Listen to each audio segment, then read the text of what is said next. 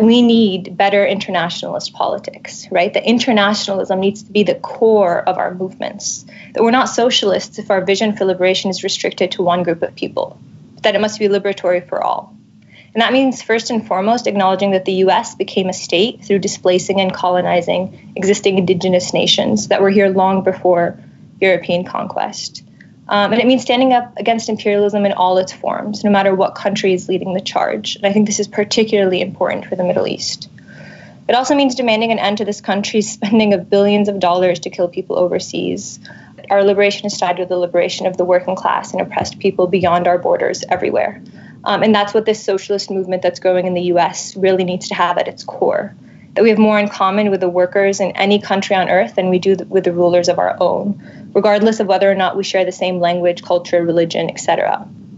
And I think it's particularly important here in the US because of the political and financial backing that the US provides Israel. There's a $38 billion military funding deal between the United States and Israel. That's $3.8 billion a year. And I'll note that Joe Biden in 2016 flew to Israel to make sure that this deal was approved right before power transitioned to Trump. So this is also a reminder that as socialists, we stand with workers and the oppressed the world over. And for Palestine specifically, that means heeding the calls of Palestinians on the ground, the call to end U.S. military funding, yes, but also the call to boycott Israel. And I think as socialists, we should know this better than most, but you never cross a picket line. And so when Palestinians call for a boycott, we boycott. And then when it comes to the Palestine movement, I'm running out of time, but I'm going to keep going. I think there's this understanding.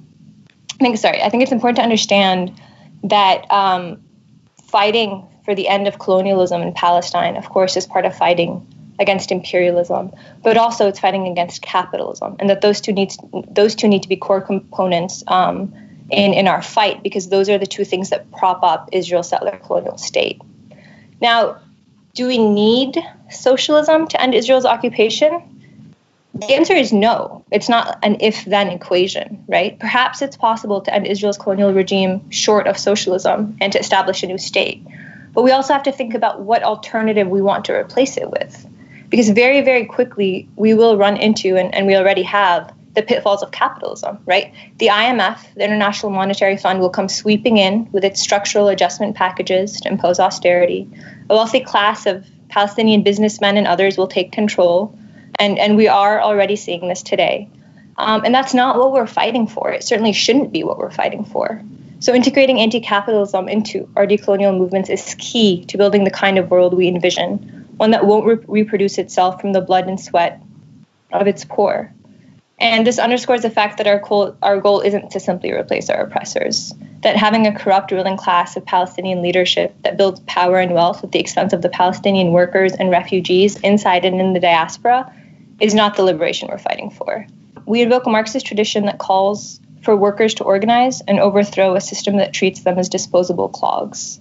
In other words, the fight for Palestinian liberation should be the fight of every socialist standing up against capitalism. And that Palestinian liberation is not just a decolonial struggle, but it's a feminist struggle, it's a climate struggle, it's an indigenous struggle. It's all of our struggles. The struggle for Palestine is a political struggle. It's not a humanitarian one. We are not interested in humanitarian solutions because they only go so far. And often they completely ignore the root of the crisis, the root of what we're facing. Much of the global South during the mid-20th century wholeheartedly denounced Zionism and rejected it. These were all places where there were these decolonial struggles winning, and you had Zionism emerging and Israel establishing itself. So the inherent racism of the Zionist projects helps us to explain why Israel's leaders historically and today have aligned with so many far-right and violently anti-Semitic figures, from Hungary's Viktor Orban to Brazil's Bolsonaro, India's Modi, and the list goes on. And that's also why it was so easy for Netanyahu to get cozy with Trump. And, I can't stress this enough, but all of this just shows that Benjamin Netanyahu is not an anomaly in Israel's leadership history, right? The far right, this violence, this dictatorship, this expansionist agenda that he stands for is exactly what the project of Israel has been committed to from the outset. for over 7 decades. And this is a project that Trump was committed to, and one that Biden has already assured us all that he will do nothing to stop. So I think this should all serve as a reminder that the Nakba is not a thing of the past, and that it in fact is felt by every single Palestinian, and that its memory actually shields against the systemic attempt to whitewash the violence and bloodshed that characterized Israel's birth, and that sustains it today.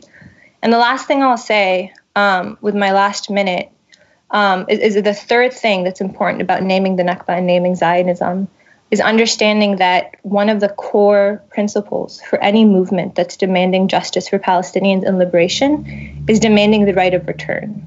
That is the right of every Palestinian that has been ousted from their home, from their land, to return home, to return to their land. And this includes Palestinians in Palestine and Palestinians in the diaspora. So today there are 7 million Palestinians who are forbidden from returning to their occupied villages, towns, cities, homes. And many of them live as refugees in neighboring countries or as immigrants overseas.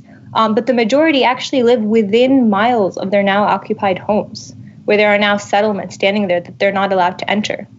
And the reality is there's a generation of people in 1948 that were kicked out of their homes, Palestinians, that we're losing every year, that are dying. And my grandfather was one of these people. He died a year ago today, and he was never allowed to go home. And I think that this is, I'm going to drink some water.